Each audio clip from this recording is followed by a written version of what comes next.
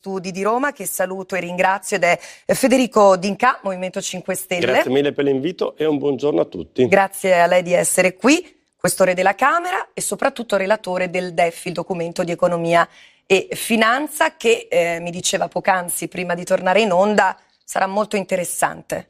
Ma io credo di sì, perché di fatto è un documento di economia e finanza votato ieri alla Camera, nel quale ci si impegna per poter finalmente disinnescare le clausole di salvaguardia che appunto potrebbero far aumentare l'IVA. Quindi c'è l'impegno da parte del governo di far sì che non vi siano delle ripercussioni sui consumi del nostro Paese, perché di fatto queste clausole volevano dire 12 miliardi e mezzo di nuove tasse per i nostri contribuenti, per i nostri cittadini. Di fatto c'è il completo impegno da parte del governo per poter disinnescare queste clausole nella prossima legge di bilancio. Saluto e vado subito in diretta con il nostro Massimo Leoni, che mi aiuta ad intervistare Federico D'Incà. Ciao Massimo, ti vedo Valentina, pronto come sempre, pomeriggio. grazie di essere con noi. Prego, subito a te la parola. Faccio subito la domanda a D'Incà. Governo del cambiamento, una politica economica mi sembra abbastanza tradizionale, o perlomeno nel solco della tradizione. Lei dice adesso che il governo si impegna a disinnescare le clausole di salvaguardia, è quello che fanno i governi italiani da 4 anni a questa parte, se non sbaglio, di questi tempi nel DEF e poi nella legge di bilancio. Si parlava di un uso, diciamo, più massiccio dell'indebitamento a fini di crescita. Ieri il Ministro dell'Economia ha detto qualcosa che si inserisce assolutamente in un mainstream dei governi italiani, e anche questo da molti anni a questa parte, e cioè che bisogna stare attentissimi alla fiducia dei mercati, non fare nulla per danneggiarla, perché su questo si basa soprattutto la tutela del risparmio degli italiani. Dov'è il cambiamento, D'Incà? Beh, il cambiamento sta nelle parole che ha detto il ministro Tria, che sono parole importanti nella lotta contro la povertà, sono parole importanti nella lotta contro le tasse, perché questo Paese ha uno dei più alti aggravi di tasse dell'Unione Europea, e quindi c'è l'impegno da parte di questo governo per combattere la povertà e per combattere le tasse che di fatto soffocano il nostro Paese.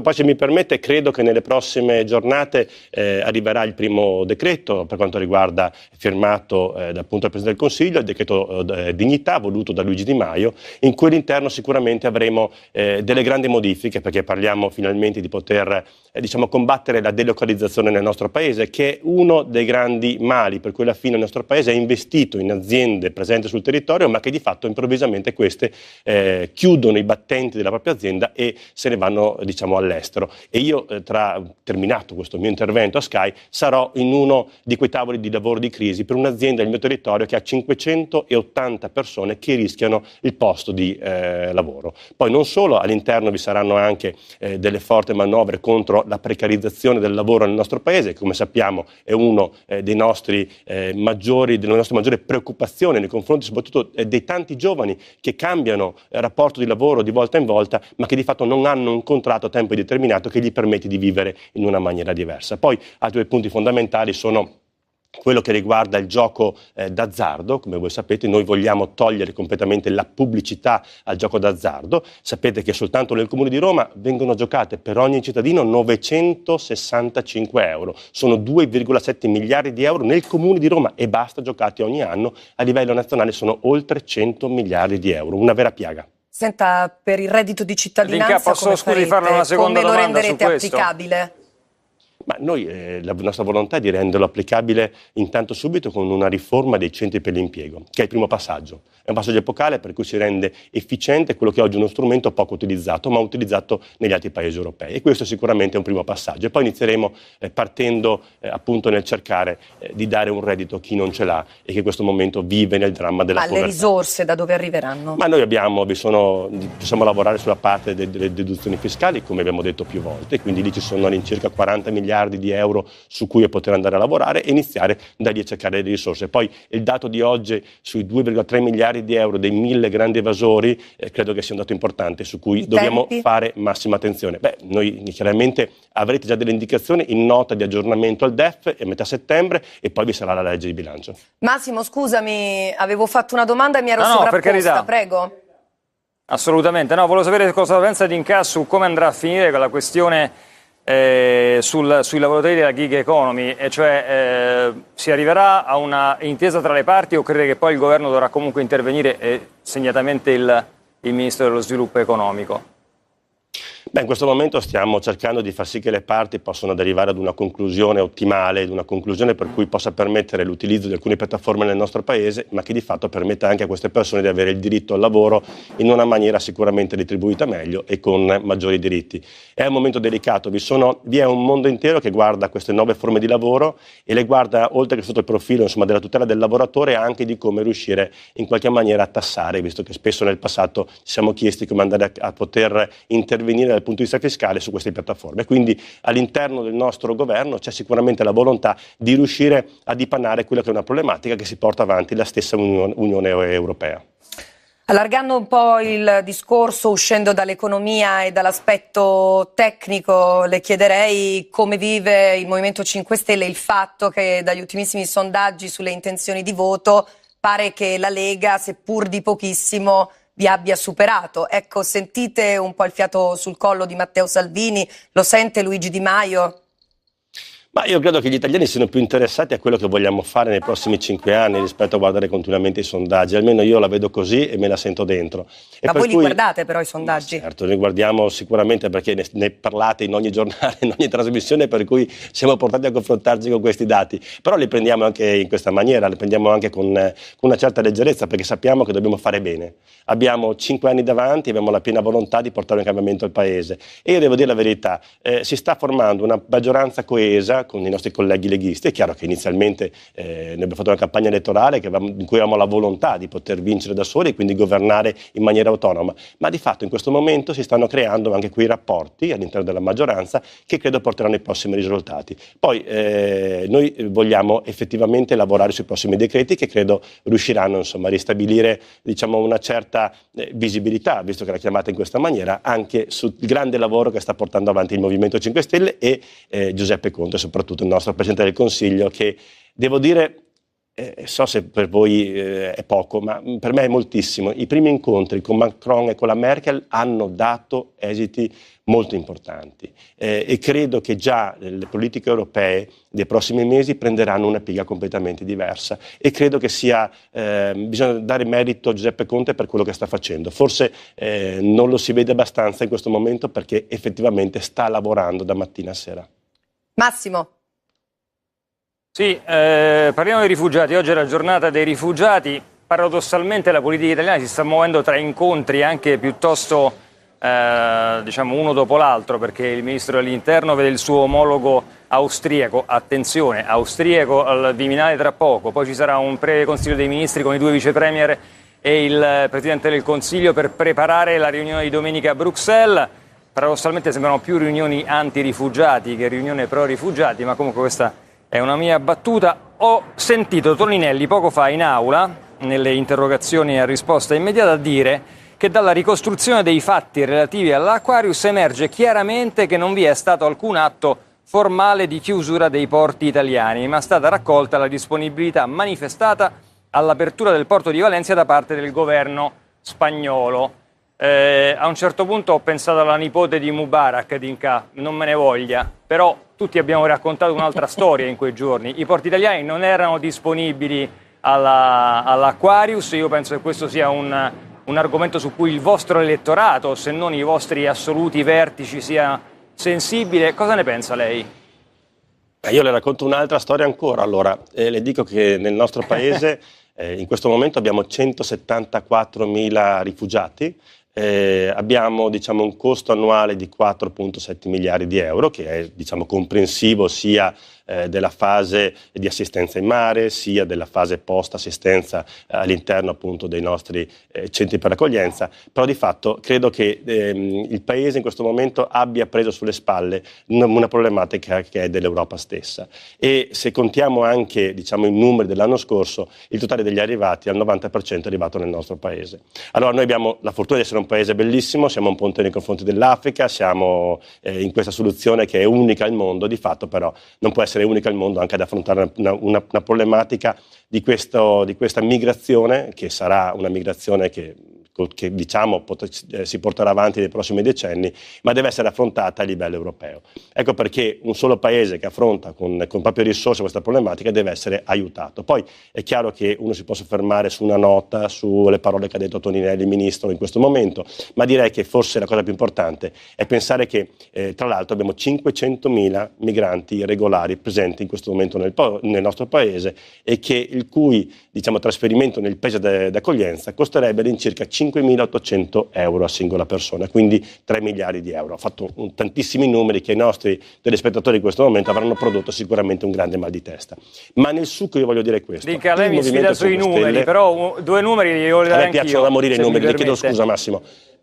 Prego. No, dicevo, la Francia e l'Italia hanno una percentuale di rifugiati, attenzione, accolti per 1.000 abitanti molto simile. L'Italia ne ha 1,7, la Francia 1,5, la Germania ne ha 11,8%, la Svezia è largamente in testa con 18-19 migranti per 1.000 abitanti. Quindi questi numeri sono numeri normali. Il problema grosso dell'Italia, come diceva lei, sono gli sbarchi, e questo è vero. Però attenzione, Macron, proprio durante l'incontro con la Merkel, mi pare proprio ieri, ha detto che sulle regole di soccorso in mare non si fanno eccezioni, e cioè la regola del porto più sicuro, che incidentalmente spesso, purtroppo per l'Italia, è anche quello più vicino, non può essere infranta. Io credo che su questo ci sarà una grande discussione in Europa, insieme alla questione delle quote, insieme forse l'unico elemento unificante potrebbe essere il rafforzamento di Frontex, e mi pare, mi confermi lei, che su questo il governo italiano sta insistendo molto. Quello che ha detto lei è corretto, mi permetto di aggiungere che la Guardia Costiera del nostro paese sta raccogliendo i migranti in mare e li sta portando nel nostro paese, quindi di fatto stiamo continuamente operando nei confronti dell'accoglienza e del salvataggio in mare e non ci allontaniamo da quella che è la legge del mare, assolutamente. Dall'altra parte, già nel 2014, voglio ricordarlo a tutti, il Movimento 5 Stelle ha portato una mozione all'interno del Parlamento con Maglio Di Stefano, nel quale si chiede quello che oggi finalmente hanno preso coscienza anche gli altri paesi europei, che servono dei centri di prima accoglienza e di gestione nei paesi di partenza e di transito, perché queste persone che fuggono da guerre in parte hanno il diritto di asilo e altri invece sono semplicemente dei migranti economici. Ecco, per far sì che queste persone non vengano prese nella morsa di questi trafficanti di esseri umani, dobbiamo lavorare con gli altri paesi europei e con i paesi di transito e di partenza, perché effettivamente vengano gestite le persone che hanno diritto all'asilo. E credo questo sia un grande passo in avanti, che oltre alle cose che lei ha detto per quanto riguarda la gestione in mare deve essere anche l'altro tipo di gestione. Poi credo che, io lo continuo a ripetere, lei ha dato dei numeri corretti a livello europeo, ma l'accoglienza deve essere accoglienza di tutti, e negli ultimi anni questa cosa non l'abbiamo vista, per cui ben venga quanto ha fatto la Spagna con il suo porto di Valencia. Dall'altra parte abbiamo assolutamente bisogno di sentirci europei, altrimenti di fatto ci sentiremo semplicemente soli.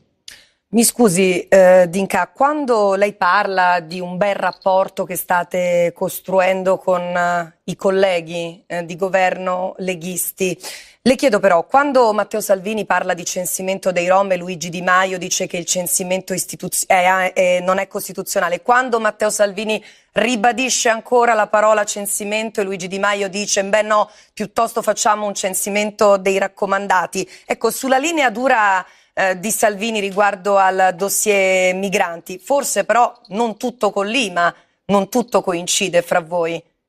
Ma io credo che siamo ai primi 15-20 giorni di accordo di governo, e quindi io sono convinto che ci vuole probabilmente ancora qualche mese, però stiamo lavorando già adesso in maniera concordata. Io l'ho visto ieri appunto sul documento di economia e finanza.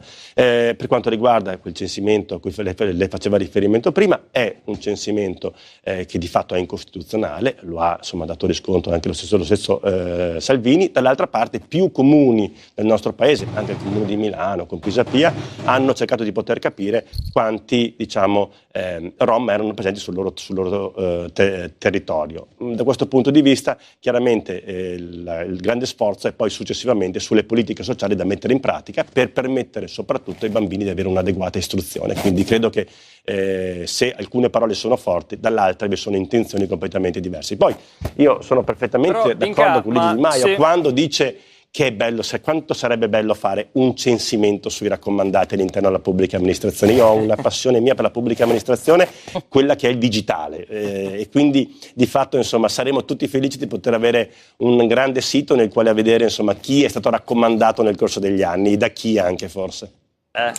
Massimo, dicevi, è una scusami. sceneggiatura magnifica per un film, no, dico una sceneggiatura magnifica per un film, fare il censimento dei raccomandati, sarebbe fantastico, effettivamente.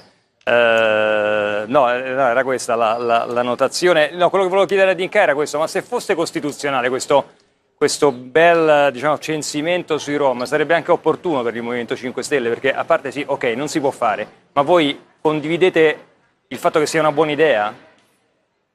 Io ripeto che è incostituzionale e quindi per noi vale la nostra Costituzione. Questo credo che sia. L'abbiamo difesa a dicembre del 2016 e su questo abbiamo lavorato in maniera insomma, che voi avete sicuramente visto nel corso degli anni. Dall'altro punto di vista, io ritorno, ma alcuni film, alcuni sogni si possono anche realizzare, secondo me, e secondo me il censimento dei raccomandati è una cosa che potrebbe essere interessante e possibile. Ripeto, ci sarebbe anche il censimento messa in questa maniera, non vorrei troppo, però insomma di quanti poveri ci sono nel nostro paese, il censimento di quanti ragazzi abbandonano la scuola, insomma abbiamo tante cose da fare in questo paese nei prossimi anni. Bisognerebbe fare un condono, chi si dichiara raccomandato riceve una cifra di denaro e poi, no? Non ho facciamo capito, un condono dei raccomandati. No, dico, facciamo un condono dei raccomandati, promettiamo una piccola cifra di denaro a chi si dichiara raccomandato e così li abbiamo censiti, forse. Guardi, io le ripeto, sarebbe tanto, e credo che gli italiani in questo momento abbiano il desiderio di vedere un cambiamento. È un cambiamento anche parlare di raccomandati nella pubblica amministrazione, è un cambiamento anche battere i pugni in Europa sui migranti, è un cambiamento anche insomma, cercare nella prossima legge di bilancio di portare avanti il reddito di cittadinanza. Credo che siano tutte cose che segnano una forte discontinuità nei confronti del passato e credo che gli italiani ci hanno votato per far sì che questo Paese prendesse una strada diversa. E allora grazie a Federico D'Incà del Movimento 5 Stelle per essere stato con noi, buon lavoro. Grazie mille a voi. Ce ne sarà tanto, grazie Massimo Leoni in diretta con noi da Palazzo Chigi come sempre per avermi aiutato, buon lavoro anche a te, ci vediamo prestissimo. Direi che visto che